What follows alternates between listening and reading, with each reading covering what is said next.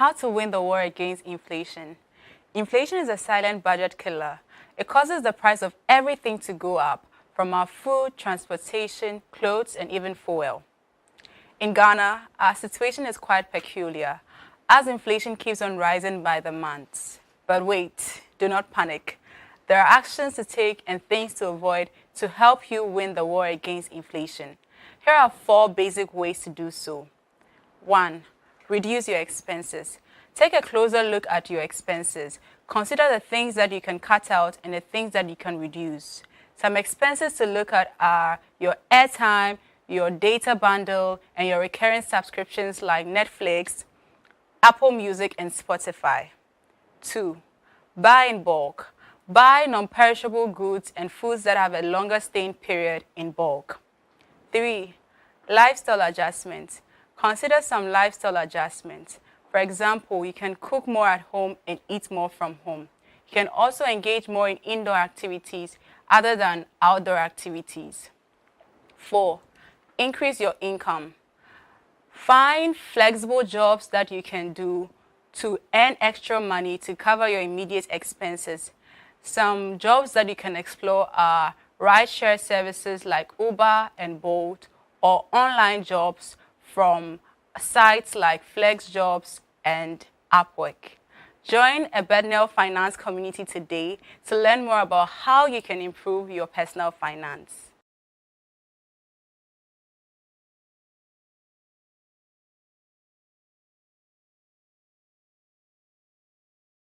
How to win the war against inflation. Inflation is a silent budget killer.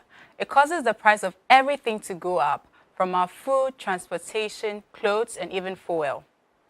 In Ghana, our situation is quite peculiar, as inflation keeps on rising by the months. But wait, do not panic.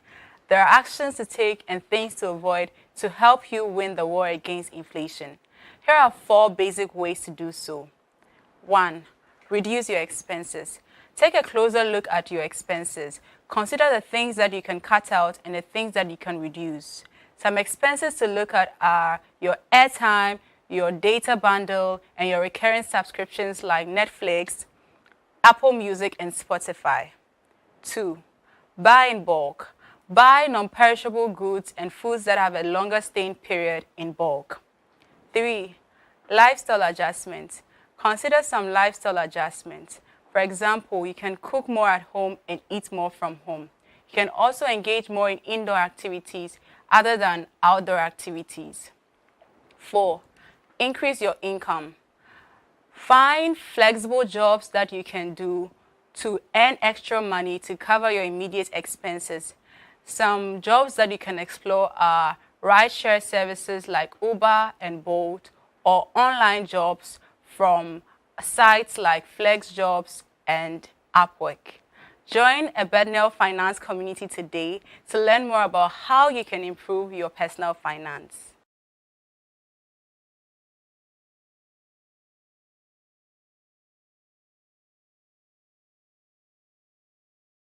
How to win the war against inflation. Inflation is a silent budget killer. It causes the price of everything to go up, from our food, transportation, clothes, and even fuel.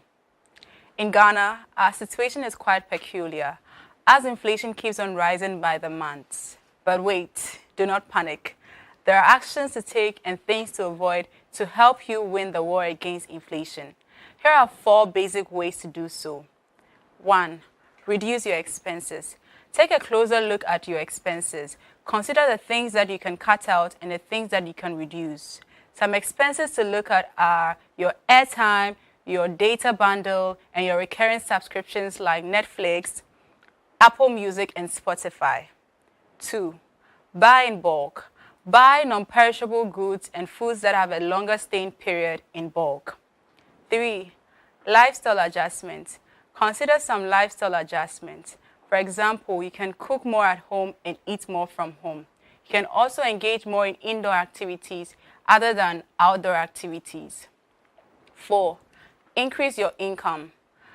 Find flexible jobs that you can do to earn extra money to cover your immediate expenses. Some jobs that you can explore are ride-share services like Uber and Bolt, or online jobs from sites like FlexJobs and Upwork. Join a Bednell Finance community today to learn more about how you can improve your personal finance.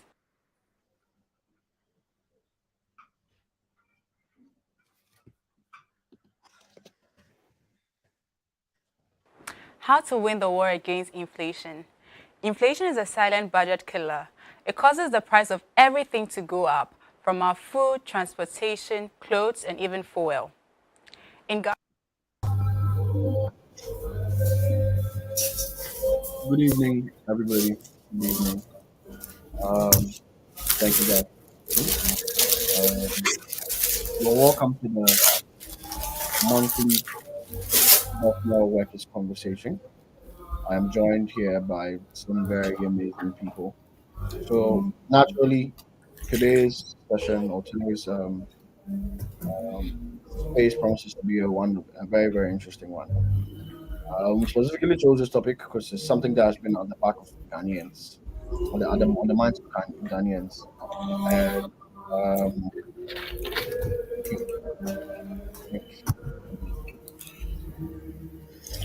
okay, so we chose this particular topic because it's something that has been on the back of the minds of Ghanaians, and some people do not even know it. Now, as Butler Finance, we are the ones who are asking the hard questions. We're the ones who are providing answers to our community. So once every month, we just gather here to inform the populace, right? And today promises to be no different. So today I'm joined by two very amazing financial experts, economic experts in the country. I think everybody's familiar with one of our experts today, and I think we have a new expert today. That's I'll also introduce them in a bit, but for my first guest is in the person of Mr. Jerome Kusi. Mr. Jerome, you're welcome back. Thank you very much for joining us. Thank you very much, Leslie. It's a pleasure to be here. Okay, okay, amazing, amazing. Thank you very much too. Now my second guest too is if you are in the financial community, then he needs no introduction, right? Yeah, he has done some very, very amazing work and still is continuing to contribute significantly in the financial economical space. And he's in the person of Mr. Enoch. Mr. Enoch, your last name, Mr. Enoch Ja. Yeah, did I get it correct? I think your mic is off. Ja is fine. Ja. Yeah. Please, what's the correct pronunciation? Just so I get it. Ja. Ja. It's a DZ in LY. It's a J. So then it's Ja. Amazing, amazing, amazing. Thank you very Yeah. much. Thank you very much for Yeah. joining Welcome, us. man. Happy to be Yes, here. yeah. So today we started a little late because we were experiencing some technical difficulties, but nonetheless, it's going to be as quality as the previous ones, even more because I have very amazing experts over here. Now, I'm sure some of you are wondering why we chose the topic for today. And personally, I'm in the financial space, but then I have questions, right? So how much more maybe the everyday Ghanaian, right? Yeah. So today's topic is the form of what the IMF the IMF 3 billion loan approval means for Ghana or means for Ghanaians and the economy. And we have the best of the best to come and answer these questions. I have a couple of questions that personally I want to just clear up. I'm confused and I just want clarification to also to the benefit of our community. So I think without further ado, I think we can just start and then yeah, we can just start and then we can we can have it underway. Okay, so my first question goes to Mr. Jerome. Mr. Jerome, but before then, do you have anything to say concerning the topic of choice and anything to say at all?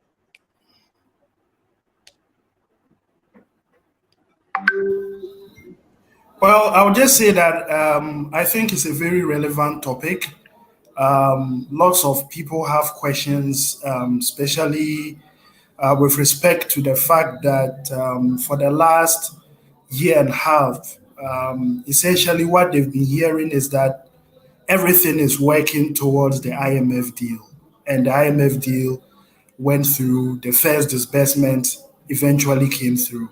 So people are very anxious as to what does this mean? Does it mean that all their problems are coming to an end? So I think it's a very relevant topic, and I'm looking forward to sharing my views on it.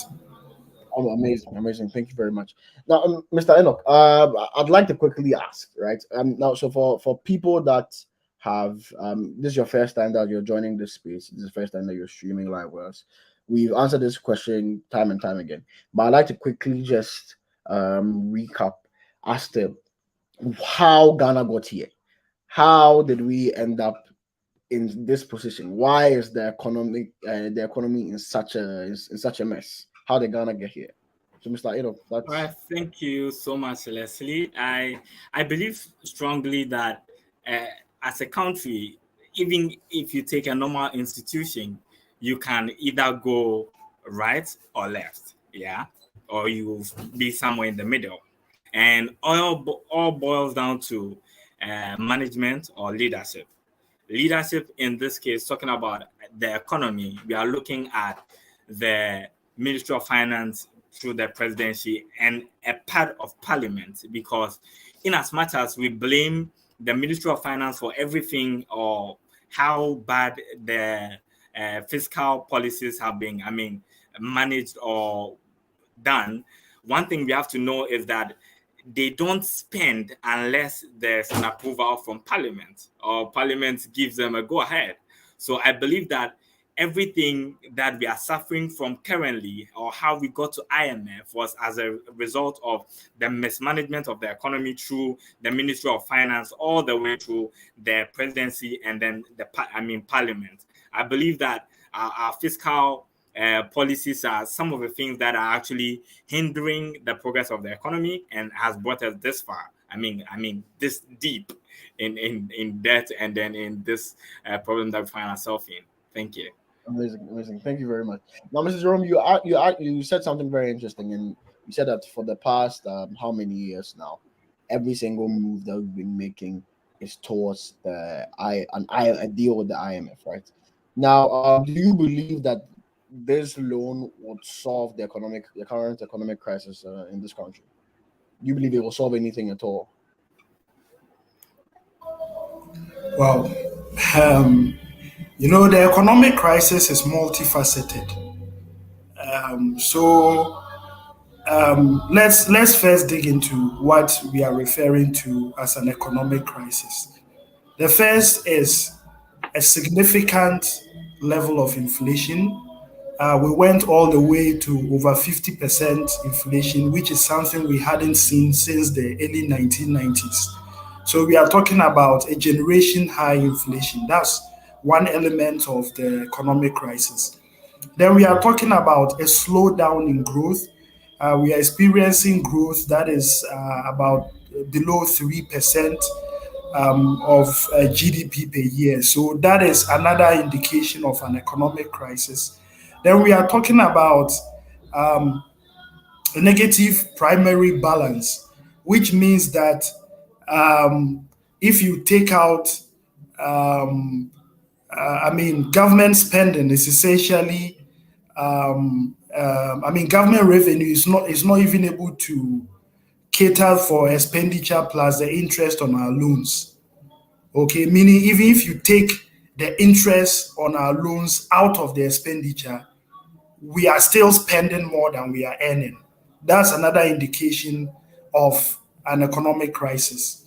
And then we are talking about a sharp depreciation in our currency. We experienced about almost over 30% last year. That's another indication of an economic crisis.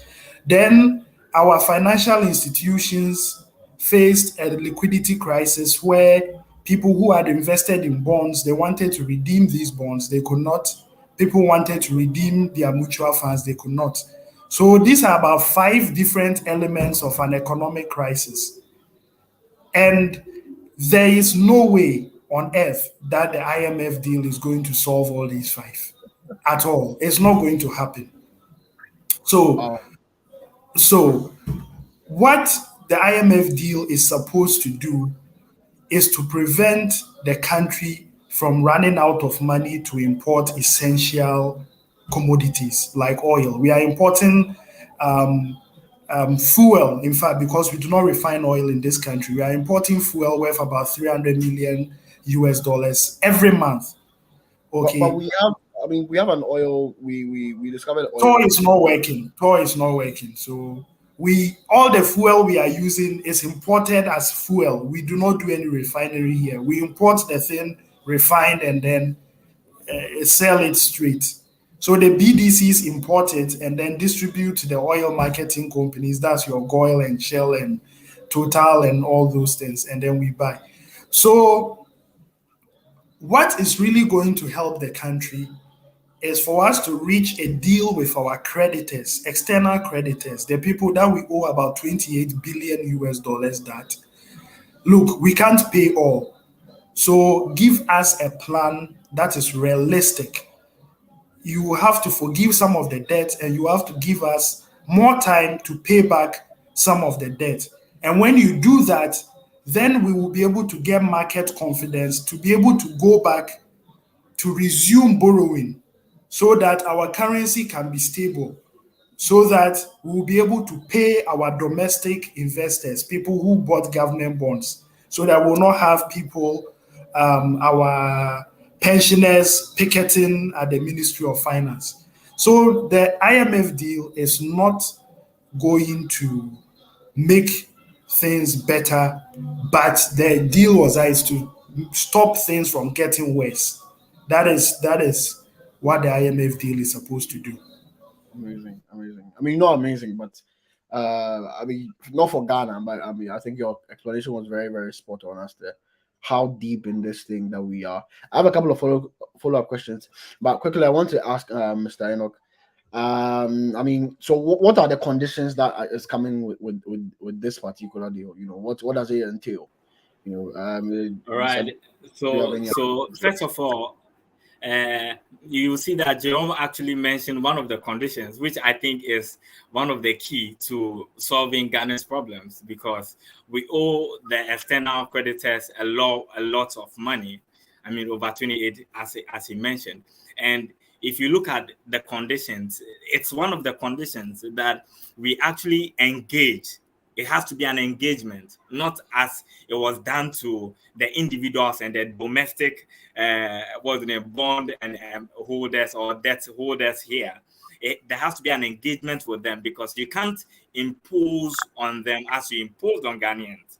Even with Ghanaians, you see that when they came together, they were able to stand against the debt exchange program, and then some of them were exempted. As well as benefiting them, I really want to hear from them. But then you see that engaging these creditors that we owe externally is one of the key things, which is one of the things that we have as a conditionality, which I find to be very good, because if we are able to beat that down, once the IMF is coming in, it's supposed to restore some confidence level that we've lost as a country. Mind you, before the IMF issues started coming up, we were not able to borrow from the international market. Yeah. And we were downgraded by most of the rating organizations to really down there, and it really destroyed a lot of things, which brought a lot of pressure on the treasury bill issue. I mean, every auction every week, and we were borrowing a lot. That saw a steep increase in the treasury bill. Now, once the IMF is coming in and the first tranche of the disbursement has come, once that has happened, it's going to bring some sort of confidence in the economy, which we've lost as a country. And even with, as a conditionality that we are supposed to engage the external creditors and to bring down those, manage how we will do take care of the servicing of the debt and the forgiveness and those ones.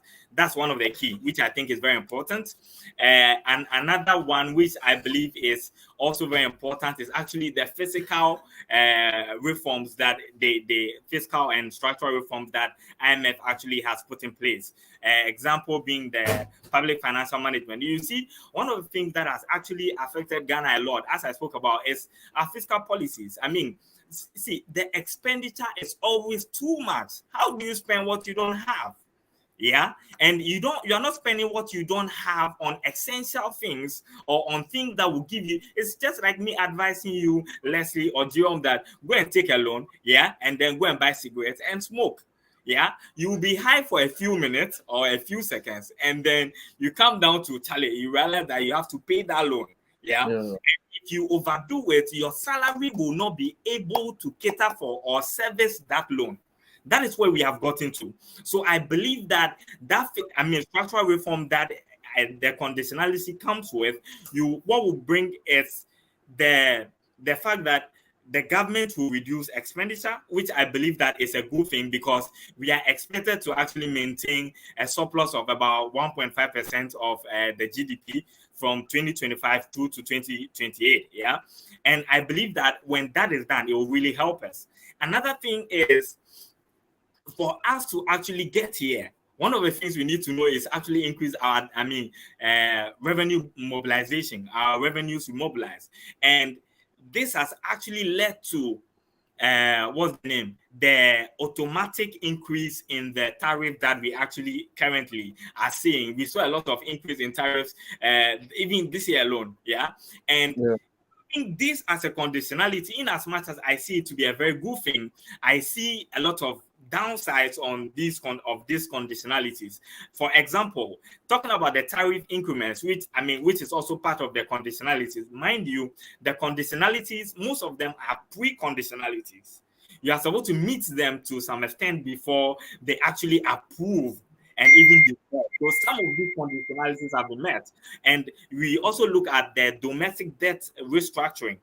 Don't forget that it looks like we are actually done with the domestic debt restructuring, but as part of the conditionalities, we are supposed to complete it. We haven't completed it. Yeah, so it means that there is another session of government debt or instruments that are going to be impacted by just the approval and the disbursement in phases of this IMF loan. So I think some of these are the conditionalities that we have in the IMF 3 billion loan to Ghana. Yeah. Okay. There are quite a number of factors though, but these are a few. Yeah. So from what I'm gathering, it looks like it's going to not necessarily do more harm than good, but basically we are where we are. If if Ghana does not decide to, or decides not to make some changes, some internal changes of itself, if I'm correct, right? It looks like there's no better way out if we do not try to, that the reform does not start from within. Mr. Jerome, you mentioned a couple of economic crisis factors, or factors that decide economic crisis, right? And you said that the IMF loan cannot solve all of them. If you could pick like one good thing about the IMF loan, like one good thing, that one aspect of the economy that the IMF loan could at the very least stabilize or solve or curb, which one would it be? I would say it's confidence. Okay. Now, confidence is a very difficult thing to measure, but it is critical to financial markets. Financial markets rely on trust, they rely on confidence. We all know that we give our monies to banks. Okay. We know very well that the bank at any given time does not have everybody's cash to be able to give if everybody came to collect their money at the same time. Yet still, knowing that we still give our monies to the bank and we go to bed knowing that anytime we want our money, we can go for it. That's essentially the kind of crisis Ghana had. We had a crisis where nobody wanted to lend any money at all to government because they did not have faith that the government will repay. So let's take, for example, our bonds.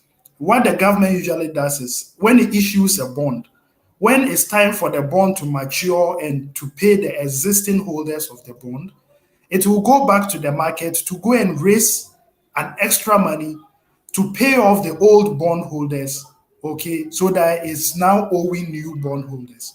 Now, when we look at from early to mid 2022, anytime the government went to the market to try to issue a bond, it didn't get anybody to buy. People were like, no, we don't trust that you'll be able to pay. And so the government is strapped for cash to pay off the old bondholders. And then it has to rely on the Bank of Ghana, essentially taking a loan from the Bank of Ghana to pay off the old bondholders. And that's how we ended up accumulating about $50 billion, 50 billion Ghana cedis in overdrafts with the Bank of Ghana, which is something the IMF has said we should stop. That's another condition. They say we should stop taking that easy money. So essentially, the confidence was gone.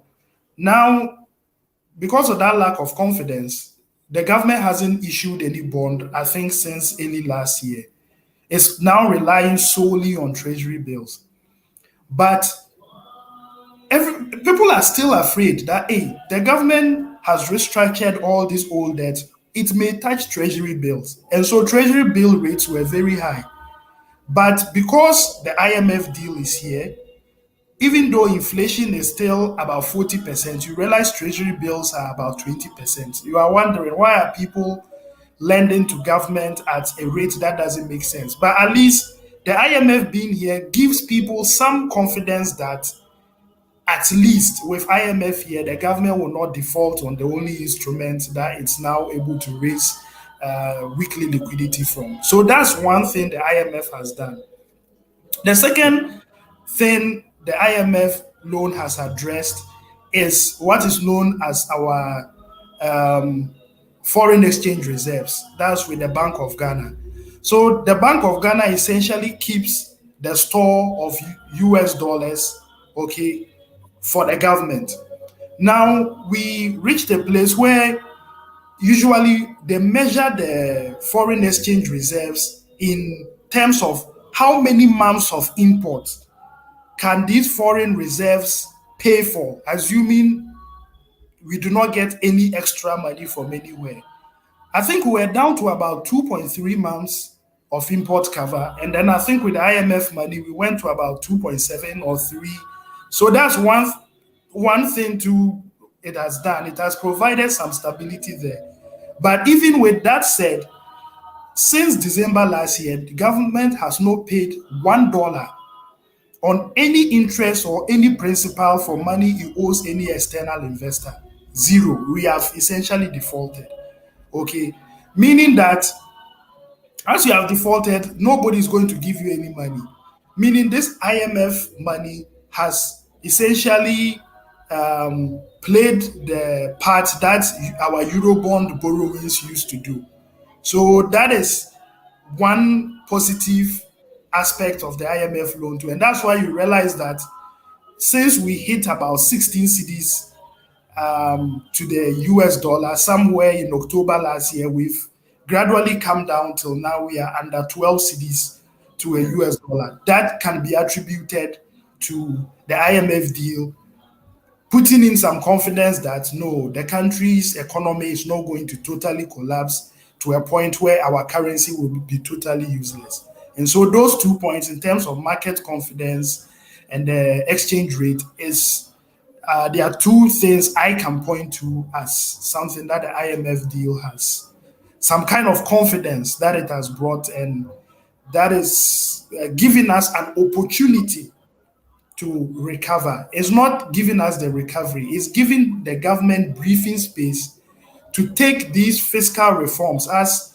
Mr. Jha was talking about, the kind of fiscal reforms we need to put in place to get back on the right track. The IMF has given us the briefing room to do that. Okay. Okay, thank you very much. Thank you very much. That's much clearer now.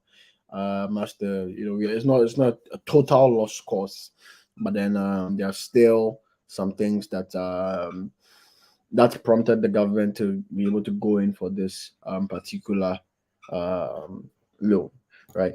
Now I just want to ask: are there any, to Mr. Enoch, are there like any potential risks? Because I mean, it's loan, right? It's not our money, right? We will be required to pay back in some form. So I mean, in Ghana having a history of defaulting on loans and not paying interest on to external creditors, are there any potential risk that is involved in this particular deal that we are not seeing now?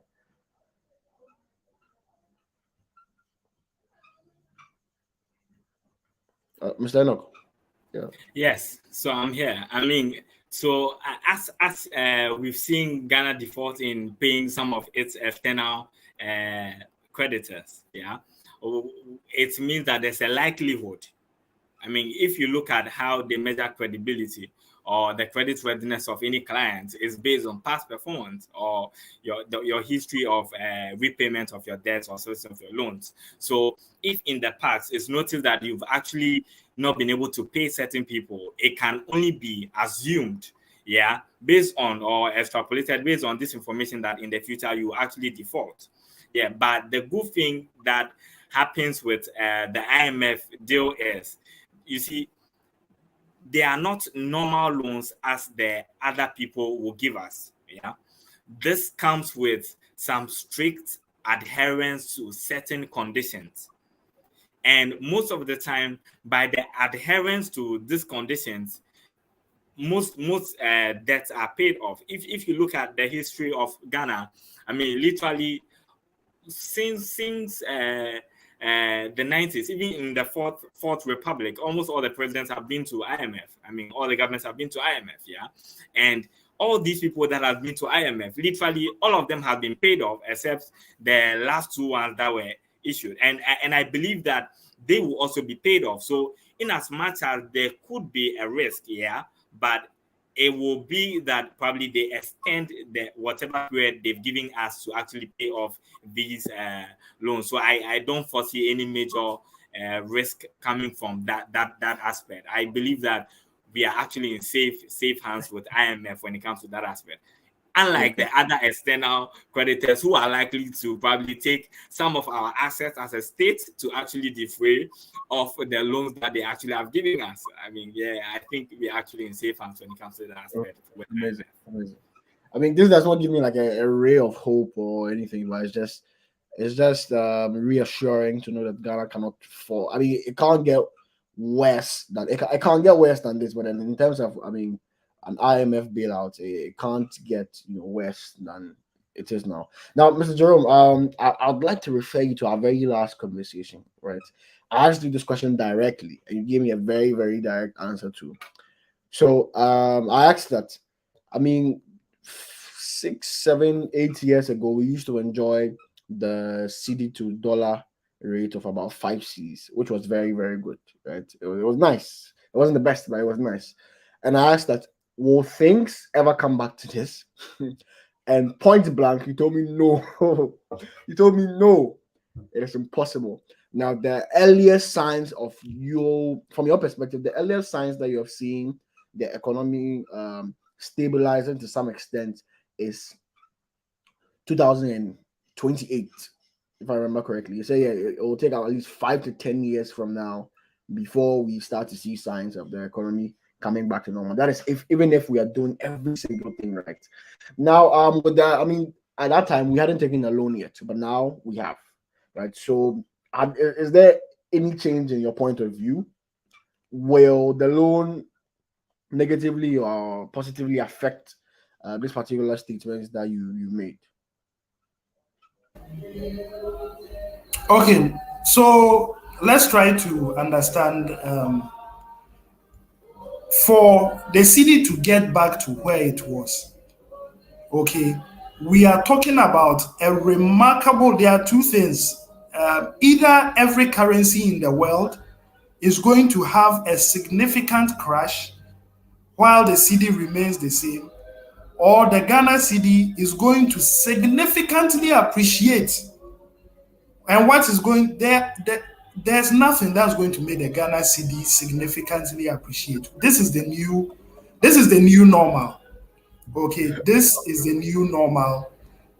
The good news is that if a currency remains at one, it remains relatively stable over a long period of time, it's good. Okay, let's not try to think about going back to the 5 cedi to a dollar. There's no magic that will let that happen. So let's rather look at how can we prevent the cedi from significantly depreciating. Because if we look back, a lot of the time that the cedi was stable, it was only because we had gone to borrow billions and billions of dollars. In 2020, we borrowed 3 billion US dollars. In 1 year, in 1 January, we went to borrow 3 billion US dollars. In 2021, right in the midst of COVID, we went to borrow another 3 billion US dollars, and we issued long-term loans, about some of them about 50-year term and whatnot. We're celebrating that we've gone to borrow a loan that our grandchildren will come and pay for. You see, and because of that, as well as the global economy cratering due to COVID, we had some cedi stability. I say, oh, the cedi is doing well. No, but we are selling a false dream. The thing is that you continue to rely extensively, okay, on imports of finished goods. And now that's not a bad thing. It's not a bad thing to import. The thing is that you have to make sure that you have control over your exports, and that is the key. Because I feel like sometimes we talk about things that will never happen. Ghanaians have a taste for rice grown in Asia. Maybe we can try to reduce it, but that import is not going to happen. We are going to import rice, we are going to import chicken, we are going to import oil. It's just a fact of life. Fine. But you have gold, you have cocoa, okay, you have oil. What percentage ownership do you have over these resources? That is something that is more realistic than trying to catch your exports, okay? But this continuous imbalance. So, for example, if you look at our trade balance, you see it's a positive trade balance. Why is it a positive trade balance? Because we export a lot of oil, we export a lot of cocoa, we export a lot of gold, and so the value of that is more than our imports. But when you look into it, what value of the oil you export is actually for GNPC? You realize most of it, about 80%, is for external people. So this your trade surplus is just, what should I say, a decorative thing. And these are the fundamental problems that we are not addressing. The cedi is not going to perform in a vacuum. You have to make it perform. You have to give your currency a value. And how do you give it a value? You need to be sure that your trade books are looking good, that people value the things you export, that you have control over the monetary value of the things you export. And without that, we shouldn't be looking at the cedi being good. And another thing I want to touch on, your currency being strong is not necessarily a positive sign. Why? It can lead people into a false sense of security. So the cedi was around 4 cedis to 5 cedis for quite a long time. I mean, if we look about 4 or 5 years, we could say the cedi was in that range, 4 cedi to 5 cedi. And what happened? It means that exports became cheaper. Imports became cheaper. So anything we import, because it's not expensive. Oh, drinks is cheap because the cedi is strong. Anything, any and everything you import, okay? And on an individual level, that is beautiful because things are cheap. We are buying things we don't even need just because it's easy. It's Black Friday, everybody can buy. Everybody says, I'm starting a business. What business? I'm importing cars to sell. I'm importing TVs. I'm importing. Everybody's business is import. Nobody's business is production. Okay. Now, when the currency, and how is the government financing this import? It's financing it by taking dollar loans to come and put in its foreign reserves for the city to be strong. It's taking loans essentially to subsidize these imports you are making.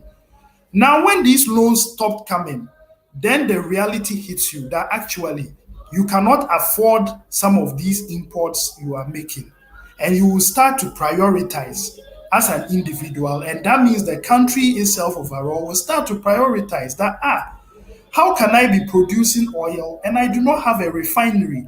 And I'm giving about 4 billion to 3.5 to 4 billion US dollars away every year. Fuel, take. Okay, take these dollars and give me fuel. Meanwhile, you have a refinery that you've left to rot. You are producing oil, you are not ready to spend the money to refine your fuel. So this strong city gave us a false sense of security, and this is an opportunity, like the same opportunity we saw in COVID that made us start producing hand sanitizers here and masks here. Let's use this same opportunity to say that no, we need to ensure that our imports are priority imports and we are able to create value for our currency by making sure that we control the monetary value of our exports. Thank you very much. Thank you very much. And Leslie, just a quick one, yeah. Can you hear me? Yes, I can hear you, sir. Yeah, in addition to what Jerome has said, and that was a very fantastic delivery, Jerome, on the question. One thing that you also notice is when the government borrows most of the time, in so far we have a lot of debt in foreign currency, in USD, yeah. And mind you, those USD loans actually has to be serviced in USD. And in servicing these USD loans, it means that there has to be more demand by governments in USD loans to actually service those loans. By so doing, there is a higher demand and it actually causes the city to depreciate. So now what is going to happen is we are unable to even borrow in borrowing internationally, meaning that some way somehow we will have to generate enough USD in country and then use that to actually service our loans after the restructuring with an engagement with those external creditors. If not, whilst we are receiving some money from IMF and we are using it to do our stuff, we will not have enough dollars to actually service those loans. So by the time we are done servicing those loans, we are actually still seeing a rise in our currency. That's a depreciation in our currency, which will make our efforts like a cost 90. So I think these are some of the things that have to be looked at. Thank you very much. Thank you very much. Once again, this is Bethnal Finance. This is a monthly workers' conversation. We're again asking the right questions and we are being provided very, very fantastic answers to them. Today's topic of discussion is the implications of the IMF loan on Ghanaians and the economy. And with me, I have very, very good and very resourceful financial experts on the economy. Here with me, Mr. Jerome Kuse and Mr. Enoch Ja. If you are here, please be sure to subscribe to our YouTube channel. Also, become a member of the community. I think there's a number below over there that you can join or text if you want to be a part of our community. The very, very big things coming for Bethnal Finance in the coming months. I don't want to spoil. I don't want to give too much information, but yeah, we are launching version 2 of the app, and it's going to be quite amazing. You can do everything with everything finance with associated with this new update. Once a month, we host these workers' conversations, and we talk about very interesting topics that has to do with the economy, that has to do with personal finance, that has to do with financial management. So trust that at least once a month, we're going to have me here with Preferably these same experts, because they seem to know what they're talking about. I've made a lot of sense and a lot of learnings from this particular session, and it will just be doubling down on the questions that need to be set, or the questions that need to be answered. Right now, for I want to quickly not deviate from today's topic, right? But today I saw in the news that Ghana has beat South Africa in being the largest producer of gold in the world, which is very huge. It's grandiose, right? Is this impacting us in any way, Mr. Enoch? Would you say this is impacting us in any way? Now we are the largest producer of gold in the world. Would you say this is impacting Ghana's economy in a positive way? To a huge, you see, even in the delivery of Jerome, he did mention it. He did touch on that. Now, Yes. in the bit of the things we can control, which is the export, yeah, how much of those do we even own? You realize that even the gold reserves, I mean, you look at the ownership structure of these mining firms, and you realize that what government owns is very minute. Yeah, you look at it and you get so surprised, and you are like, so what is actually happening? And some of these things you can't really blame one particular government, because these are things, I mean, these are documents that were signed in time past, probably reviewed, but the conditions have been laid down most of the time in the past. So what happens is Ghana is the largest producer of gold. How much of that gold that we produce is Ghanaian? Is for Ghana. Yeah. Now you realize that even if Ghana was the owner, okay, let's say Ghana is the owner of like all the goods produced here in Ghana, it means that literally when we produce more gold, I mean, I don't think we use gold, we consume gold or use gold here in country than actually export. We export more gold than we use in the country. So it means that in exporting, we are actually going to get a lot more of foreign currency, most of the time in USD, which will actually help stabilize our exchange rates, yeah, and also other economic indicators. But here is the case where the gold does not significantly belong to the government. So in other words, it is certain organizations who own those aspects of the gold that has been exported. When it comes back to the country, don't forget that there has to be a repatriation of profit and of revenue, yeah, by these people who are the real owners of these gold mining firms. So it comes back to the country and it's all over the place. Ghana is the leading producer of gold. That's great. So the money, the dollars that has come, how much is for Ghana? Is everything staying in Ghana? How long is it staying in Ghana? If it's for Ghana and it's staying in Ghana, it means that to a large extent, it's still within our domain as an economy. And it's flowing, just like circulating, just like every other currency. But if it comes and then within a short period or within, let's say by maybe 3 months, 4 months, they actually repatriate their profit and revenues back to their country or their home country, it means we are not benefiting a lot. But obviously, it will have a significant impact on, I mean, it will have some level of impact on our economy because the money will be here and will circulate within the economy or our financial system for a while before it's repatriated back to the home country of these firms. Okay. Thank you very much. Thank you very much. So once again, I think it boils down to the question of not exporting so much as the getting finished products out of these very large producing or resources, right?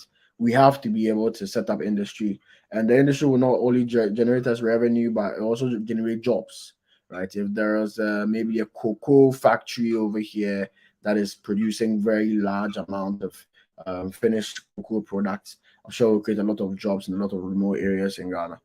Same goes for gold. If we are using the gold ourselves and not exporting the finished product, I feel that we'll be able to get more value for the resource than us exporting it in its raw form, right? So yeah, I mean, these are some of the things. I think the government knows, right? But then I'm sure somebody somewhere stands to benefit from us importing those large amount of materials and not turning them into semi-finished goods or finished goods. Okay, so Mr. Jerome, I think this is the last but one question. Because today we started late. But once again, please be sure to download the Bethnal Finance app. We have an app on App Store and then Play Store. We'll be releasing the version 2 of the app very, very soon, which is going to come with a plethora of new features that's going to be beneficial for every single user. So tell a friend to tell a friend to tell your mom to tell your dad to everybody. This is the app for everybody. It's for anybody that's trying to get their year financially right. Betno Finance app is the one for you. Okay, so I mean we've talked about IMF in relation to Ghana. Now let's talk about IMF in relation to other countries, right? So has the IMF loan been able to help other countries? Is there any notable success story of any other country besides Ghana that they can say that, yeah, we're in crisis, we went to IMF for a bailout, we followed the reforms and the strict conditions that were given to us by IMF, and now our economy actually turned around for the better? Are there any countries like that? Or once you go to IMF, is the only way is down? So, Mr. Jerome, you can quickly touch on that for us. Wow, that's a tough question because I really wouldn't say that I've studied other countries extensively, but let me take a look at Greece. Okay. Now, one thing I want to make clear is that, you see, healthy economies do not go to the IMF, or economies, even in normal times, do not go to the IMF. So sometimes it's very unfair to the IMF when people say that nothing the IMF has done has worked. Okay, it's like somebody, let's say somebody says, I want to be a marathon runner. Okay, and the person breaks his or her leg and then goes to a doctor, the doctor fixes the leg, and then you say that the doctor has not been able to convert the person into a marathon runner, so that it wasn't successful. He didn't go to the doctor to improve his what should I say, his running ability. He went because he had a broken leg and he just needed the leg functioning again. So that is this. I think that is a criteria with which we should use to judge the IMF. So you take a country like Greece, where Greece they were doing quite well. Then I think, if I'm not mistaken, around 2013, 2014, it came out that their public accounts were not accurate, and actually their fiscal situation looked much worse than it actually was. And therefore, people were unwilling to lend them money, and the IMF and EU had to come in with excruciating conditions. If you think Ghanaians have suffered, okay, what the people of Greece went through is twice what we have went through. The conditions were so tight that they forget cutting expenditure. They cut pensions, okay? The monies people who have retired and thought they were going home to enjoy their pension, they actually cut the amounts. So it will be like, as Ghanaians are collecting pension payments. Imagine if those Ghanaians, our parents and grandparents who are on pension, imagine if they were told that those pensions are going to be cut by 50%. And apart from that, the youth are unemployed. So even the youth, if you are not getting your pensions, you are expecting your children to work and bring you, they also cannot get work. That was how bad their situation got. Today, is it good? No, it's not. I wouldn't say they are good, but they are much better than where they used to be. And I think that is what we should be looking at. Because I wouldn't say the country was good in 2019 or even 2020. I mean, I've been writing before COVID-19, during COVID-19, that the government was headed to a debt crisis.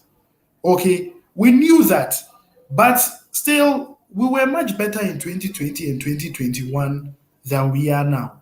And so I think that's the criteria that we should be looking at, that we will get back to a period of stability, not that the economy is going to.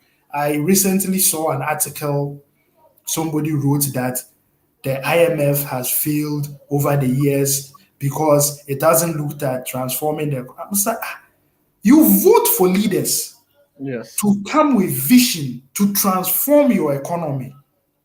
You do not ask the IMF to transform the economy. The IMF is a creditor. The IMF is giving you money, expecting that money back. That is their interest. You have decided not to refine your oil. The IMF did not tell you to do that. So do not go and say the IMF has not reformed your economy or transformed whatever. So I think the criteria we should be looking at is, has the IMF been able to bring people back on a stable path? And I think the answer to that is yes. Ghana itself from the 80s and as early um, as recent as 2015, before we went to the IMF deal, I mean, people now forget how bad things had gotten. Yeah, but that is our privilege, I would say. So, yes, I think that's the criteria we should judge. We shouldn't. The IMF is not going to turn Ghana around. It's not their job to do that. Let's ask our leaders to do that. Okay. Thank you very much. Thank you very much. That was very, very insightful. Unfortunately, we ran out of time, but I have one more question for Mr. Enoch, and then we can give like our final remarks, and then we could end. Right. So, I want to quote directly from our ex-president, John Mahama, and he said that insurance companies and then pension funds invested in government bonds will suffer.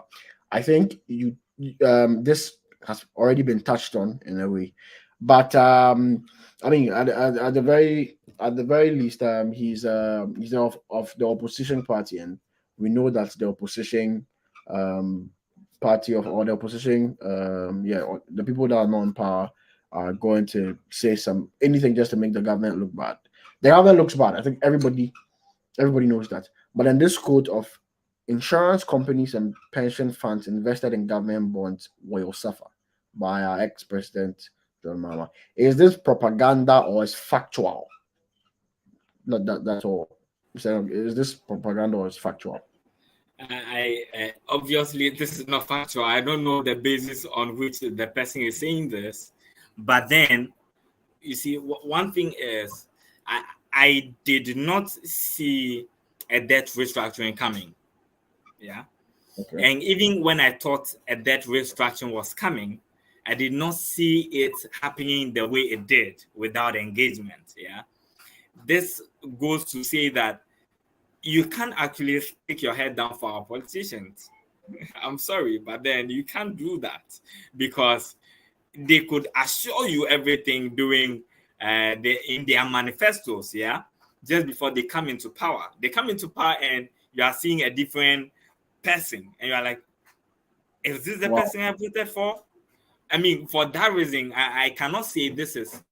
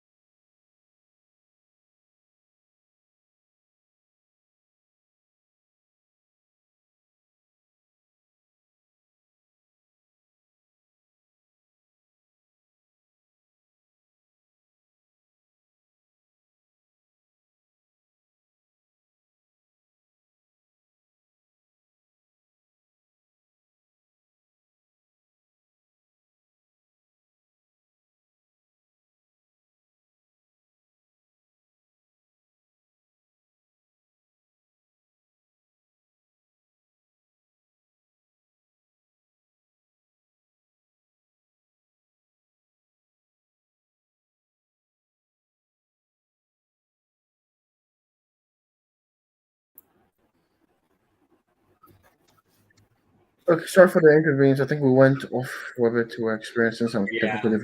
I think Mr. Enoch, you were saying something before we Yeah. went. So it's just a brief one. I was just saying that I cannot say this is factual because I don't know the basis or upon which the person said it, but I can also not back. I mean that this may Yeah, not happen. Come on, this could I'm happen sure. because mind you, inside the conditionalities, the debt restructuring is supposed to be completed, and it's not been completed yet. So depending on who is in power before it's completed, come on, the person will probably have to make sure that it's completed. So I cannot stick my head for anybody. I just know that whether we like it or not, the debt restructuring is going to continue until completed. Okay. Thank you, Leslie. Thank you very much. So this is the final thing. Unfortunately, we have to bring this to an end. But as always, we are the company that we care very much about our customers and our stakeholders. Every single person that's engaging with us, we want to say a very big thank you. And in saying thank you, this is why we do things like this, right? So for the average Ghanaian that's watching this particular stream right now, what financial advice will you give to the average Ghanaian? If any, we are in very, very critical times, we're in very, very hard times. What can I do to make sure that I'm not very much affected by whatever that's going on? Do you have any financial advice for the average Ghanaian, Mr. Jerome? And then I'll come to Mr. Enoch and then we can end. What I would say is that we are in unpredictable times, and in unpredictable times, what you need to have is a financial buffer. Okay, you have to spend your money, you have to budget with the idea that anything can go wrong in the next 3 to 6 months or even 1 year. So when you are putting your plan together, you need to ensure that um, you are putting yourself in a position where, say, if there are to be massive job losses, for example, or business should go south, you will still be able to cater for yourself and your family over the next, say, 6 months to 1 year. So concentrate on building a financial buffer. Please, this is not the time to go and try to strike it rich. Like somebody tells you have this scheme and you go take all your savings. No, be very conservative at this time. Let's build financial buffers that will ensure that we are able to survive the storm. And when things stabilize, we can always take advantage of opportunities. So that is what I'll say. Okay, thank you very much, Mr. Jerome. As always, you are very, very spot on, precise, and even that saying amazing when it comes to these particular topics. So once again, I want to say very, very big thank you, Mr. Enoch. The average Ghanaian that's watching us, right? What advice do you have for him or her? This is not the time for you to want to say that I'm going vacations and then spending all your life savings on the trip. Yeah. If you have so much and you can spare, why not? I think you should enjoy it. But if not, the little you have, make sure you manage it enough because right now a lot of companies have been affected terribly. Yeah. And there are a lot of layoffs of employees, staff of companies, even if they didn't want to. And some permanent employees are being made casual, right? This should tell you that we are going through very tough times. So if you have something doing, make sure that you spend minimally, save as much as you can, and make sure that you have enough to cushion you, as my brother Jerome has said, over the next 6 to 1 year, because there could be tough times ahead. Don't forget that the projected growth of our economy is about 1.6%, which is extremely low, meaning that even from now to the end of the year, as we are expecting things to turn around, we are still expecting to end the year that bad. Yeah. So there are really tough times ahead for us as Ghanaians. I believe God will actually take care of us, but let's be prudent enough to also help ourselves. Thank you. Okay. Thank you very much. So I think there was one last question from the audience, and it was talking about the CD depreciating after the bailout, right? And I think that question has already been answered in the form of, that isn't always a good thing, as in, we think the city will appreciate and then we think we have a lot of buying power, and then we'll be increasing imports, right? Also, the fact that the IMF loan is not like a Hail Mary. It's not something that we can just go and then all of our problems will be solved, right? It's just something that is supposed to help us not even necessarily get back on our feet, but then just, restore some kind of confidence in the economy, restore some confidence in the external creditors, restore some confidence in, our even local creditors, right? So I think that's a question that has been answered. The IMF bailout will not solve the CD depreciating or appreciating problems. There's one last question, and I think I'll give it to Mr. Jerome, and then we can end, right? It says, are savings and changing monies to dollars better options than investment within this period? Well, when you say better options than investment, What type of that, yeah, you see, you have to be specific about what investment you are talking about. Now, here's the thing: if first of all, I believe everybody needs to have some forex allocation just for managing the currency risk. Okay, it is you. We do not usually want to say this, but I think nobody can look at what has happened over the last 2 years and say that protecting yourself from currency risk is not important. It is important. You need to protect yourself. But then do not speculate. And that's the problem I have with the dollar investments because people were buying dollars when it was 13, 14, 15, thinking that they will sleep and in 2 weeks it will be 18 and they will go and cash out. That is what you should avoid. What you want to do is that you want to ensure that you have some allocation to forex. You want to ensure that you have some allocation to treasury bills because those are still being paid. You want to have some allocation to fixed deposits from credible banks with track records. And of course, you want to have some physical assets as well, just to protect you. So you need to be diversified. What you shouldn't do is expect to buy US dollars and then profit off of it. For that one, I wouldn't advise. But have a diversified portfolio, which does include some forex assets. No, I mean, that's even unpatriotic, right? You directly praying for the downfall of the city. And I think that is very unpatriotic. You having bought some cities at 12 cities and you praying that by next week. I mean, yeah, it's capitalism, but then at the same time, it's very unpatriotic of you for to just pray actively that the city reaches 18 cities so that you can make your money back. But thank you very, very much today. It has been a very, very enjoyable conversation space. I think everybody that's watching has massively benefited from this. I want you guys here another time. I want us to have another conversation on something that is other than the government, because I think the government has done a lot of damage to the economy, and something that's relating to personal finance, because I feel like I can learn a lot from you too, and I speak for every single person in the audience. This is Bethnal Finance's Workers Conversation. We have an app on the App Store. We'll be releasing version 2 of the app very, very soon, so stay tuned for that. We have a plethora of features for every single African or every single person that wants to be financially right. And actually, one of the features that's coming is an expert feature like this, where you get to engage one-on-one with experts. I don't want to go too much into detail, right? But if you are here, try to join our community. There's a WhatsApp number that's floating below the screen that you can just join our community, our workers community, our students community. You can just join and then engage with us, right? Every single week we have something special that's coming for our customers as well as our experts. So I want to say a very, very big thank you to Mr. Enoch. Thank you very much. I learned a lot from your delivery. Your delivery was on point. And as always, Mr. Jerome, it's a pleasure having you on our spaces. I just want to say a big thank you to you guys for honoring our invitation. So without further ado, I think we can bring tonight's session to an end. I am Leslie Amandi.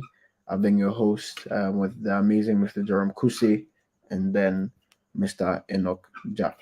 So thank you very much, guys. I have a good night, and until next time. Bye.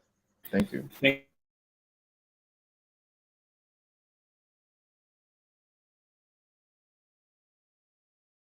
How to win the war against inflation. Inflation is a silent budget killer. It causes the price of everything to go up, from our food, transportation, clothes, and even fuel. In Ghana, our situation is quite peculiar, as inflation keeps on rising by the months. But wait, do not panic. There are actions to take and things to avoid to help you win the war against inflation. Here are 4 basic ways to do so. 1. Reduce your expenses. Take a closer look at your expenses. Consider the things that you can cut out and the things that you can reduce. Some expenses to look at are your airtime, your data bundle, and your recurring subscriptions like Netflix, Apple Music, and Spotify. 2. Buy in bulk. Buy non-perishable goods and foods that have a longer staying period in bulk. 3. Lifestyle adjustments. Consider some lifestyle adjustments. For example, you can cook more at home and eat more from home. You can also engage more in indoor activities other than outdoor activities. 4. Increase your income. Find flexible jobs that you can do to earn extra money to cover your immediate expenses.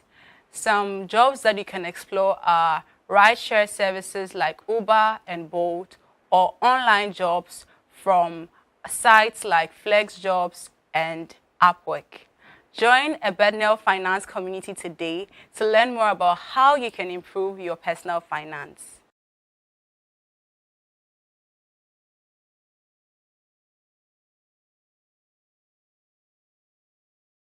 Hi, the new year is ending, and as is very typical of people, especially Ghanaians, we are making hard and fast rules on how to be healthy in the new year, how to go to the gym in the new year, and even how to be better children to our parents in the new year.